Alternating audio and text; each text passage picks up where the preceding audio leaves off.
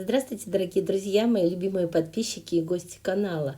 В прошлом видео я делала вот такие вот сумасшедшие полоски в пастельных тонах. Но сегодня я достала вот более яркие лоскуточки и буду делать практически то же самое, но уже из более ярких кусочков. Я вообще такие кусочки до этого использовала только в технике пицца. А так они у меня вот в коробке под столом в качестве, мусорная как бы коробка. И поэтому я, конечно, очень рада, что еще и такое рукоделие можно делать из самых маленьких кусочков ткани, совсем маленьких обрезков. Я и в прошлом видео говорила, и сейчас скажу, что мне очень понравилось такое рукоделие неторопливое.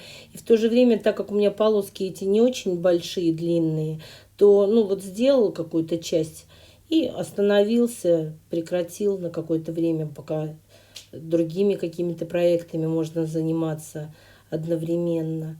Просто когда хочется, вот руки, как говорится, чешутся, да, что-то порукоделить, вот это, мне кажется, самое прям прекрасное. И душу отвести, и какую-то заготовочку сделать для будущего проекта, когда понадобится, а у вас уже вот она есть. Мне в комментариях написали, что это вот называется slow stitch, медленный стежок, почему-то по-английски это назвали.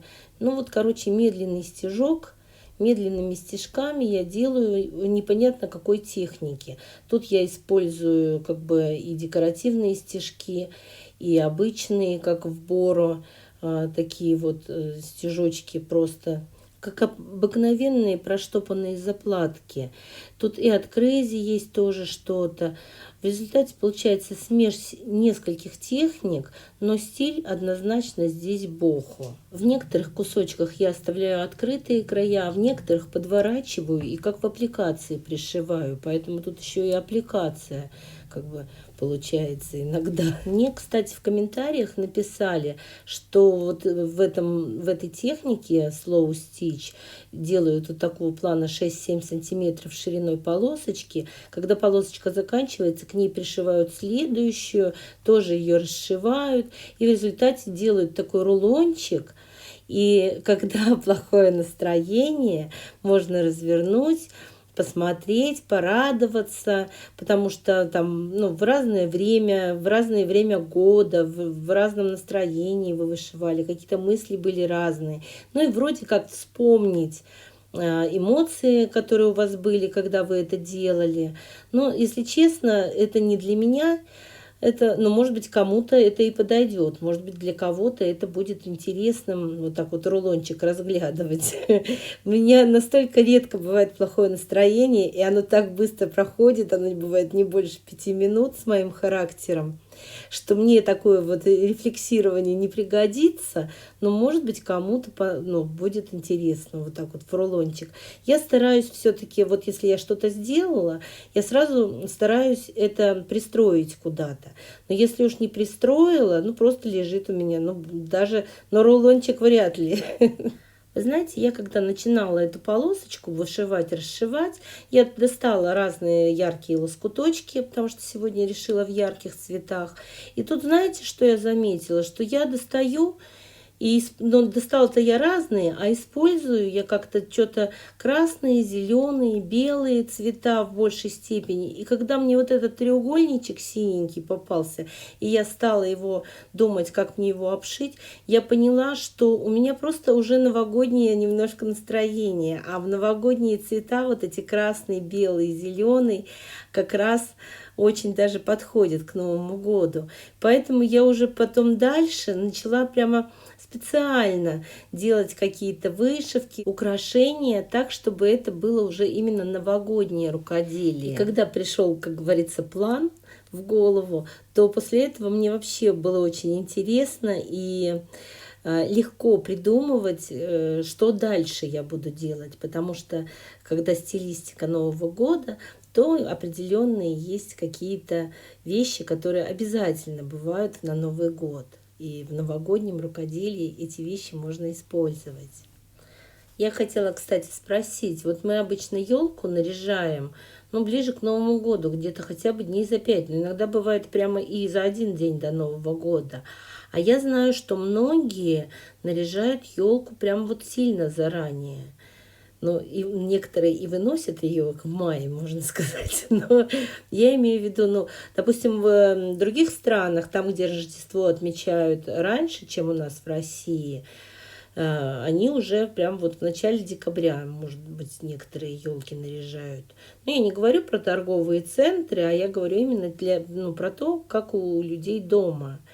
Вот мы еще не наряжали елку, но благодаря тому, что я вдруг вот придумала вышивать вот такой вот Новый год, то у меня прям сразу появилось новогоднее настроение, и уже захотелось достать елку и начать ее украшать. И мне интересно, может быть, кто-то напишет в комментариях, вы уже украсили домашнюю елку или нет, и какая она у вас, искусственная или натуральная елка. Потому что когда я была маленькая, ну, видимо, может быть, не было искусственных елок еще, или они были дорогие, но у нас всегда была натуральная елка. Она у нас в сарае стояла до последнего дня, и потом мы ее заносили, такую всю холодную, замерзшую, и пахло очень приятно елью, иголки эти. Это был прям вот Новый год. А сейчас у меня уже последние, наверное, лет 10 искусственная елка, причем даже не одна, у нас разные. У меня в свое время в офисе была, когда я закрыла свой бизнес, то я, естественно, эту елку не выкинула, а на дачу отвезла. И у меня теперь несколько елок есть искусственных. Ну, я хочу сказать, мы даже и не каждый год елку наряжаем, если честно. И были какие-то годы, когда мы просто еловый лапник поставили, вот букет сделали, украсили такой вот новогодний букет. И все, и у нас вот новогоднее настроение создавалось этим букетом. Ну, мы и работали тогда вообще без выходных. 1 января единственный выходной был. Ну, не будем о грустном. Хотя немножечко о грустном тоже еще. Я заехала к подруге к своей, в ателье, вот, у которой я беру лоскуточки все. Очень многие она мне отдает, обрезочки. И я хотела сказать, у нее был потоп.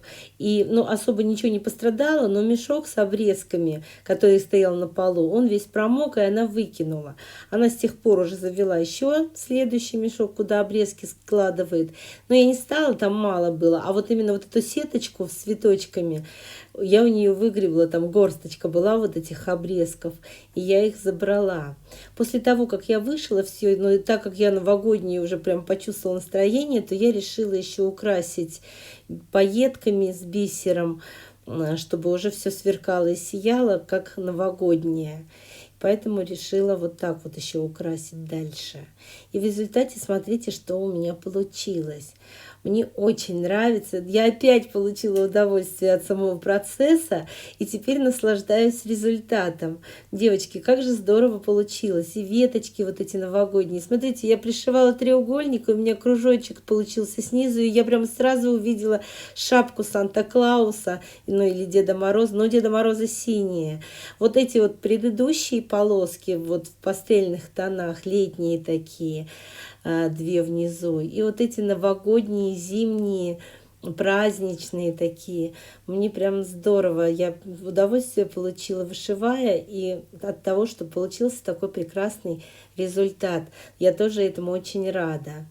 Вы знаете, мне кажется, камера не передает, как все это сверкает и блестит, но прекрасно очень сверкает и блестит, и создается прям новогоднее настроение. Я очень рада, что я вот этим занялась. Если вам понравилось это видео, ставьте лайк. Конечно же, пишите комментарии. Я всегда стараюсь на них отвечать. Если вы еще до сих пор не подписаны на мой канал, самое время подписаться. Год на исходе. И большое спасибо всем, кто досмотрел видео до конца.